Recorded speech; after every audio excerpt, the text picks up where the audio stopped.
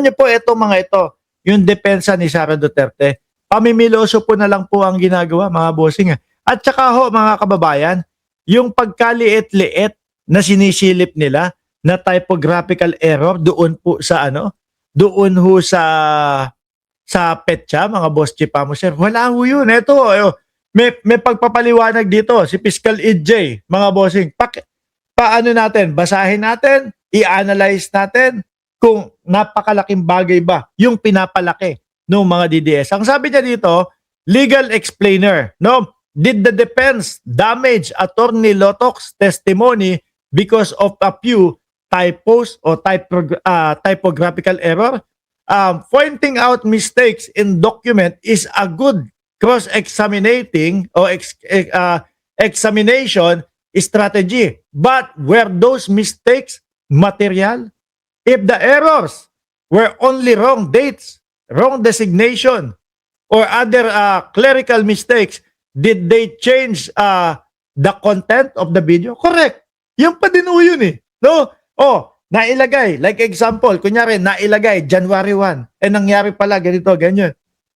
Yung nilalaman ng video na yon, yung pa din po, ang pagbabanta pa din po ng Vice Presidente sa buhay ng Presidente Marcos. Mga kababayan, walang nagbago. Di ba? Walang nagbago. Bakit po yung mga kampo ni Sara Duterte, yung depensa nila, bakit doon nakatuon? Kasi yun lang ang kaya nilang punahin at yun lang ang tingin nila na kaya nilang ibalaho, mga kababayan. Ano yung sinasabi nila dati? Na, ano sabi nila dati? Bloodbath. Bakit parang hindi naman sila handang-handa at parang wala, nangangamote po yung mga lawyer ni Sara Duterte. Tuloy, if the answer is no, then the typos alone do not destroy the evidence. This is what lawyers call an secuture. No, it is like saying there is a typo in the affidavit or an error in the date of the subpoena. Therefore, the entire investigation is wrong. That conclusion does not automatically follow. Tapos, meron pa, sabi pa ng mga DDS. Sabi, naku Mark, falsus uno, falsus omnibus. No? Sabi nila, mali daw po nung isa. Ano yun? Ganong kabilis yun? Nagkamali lang ng petsa, ng Gigi, nailagay lang. Ibang petsa, ano na sa kanila yun? Ibig sabihin, wala na, nagsisinungaling na. Wala na tayong nakitang video, wala na tayong nakita o napanood na Sara Duterte na nagbabanta sa buhay ng Pangulo. Malinaw po lahat ng nakita natin, mga boss Chief sir.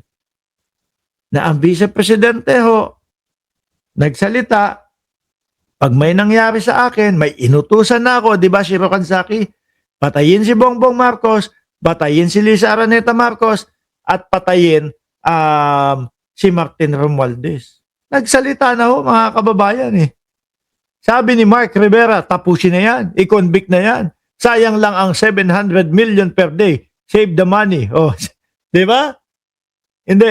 Tingin ko, kaya di ba si Sulaika hindi na din pinapunta, hindi na pinatuloy, mga bossing? Bakit?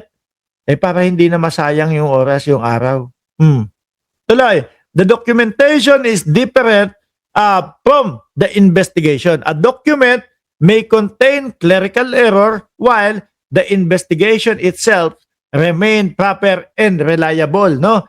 A typo may affect the credibility of a document in some respect, but it does not automatically invalidate evidence. Na ang ebidensya po ay yung mismo video na ipinalabas ng Vice Presidente po na si Inday Sara Duterte, mga kababayan. Di ba? Hindi nila basta-basta magigiba, hindi nila basta-basta masisira mga boss Chief sir.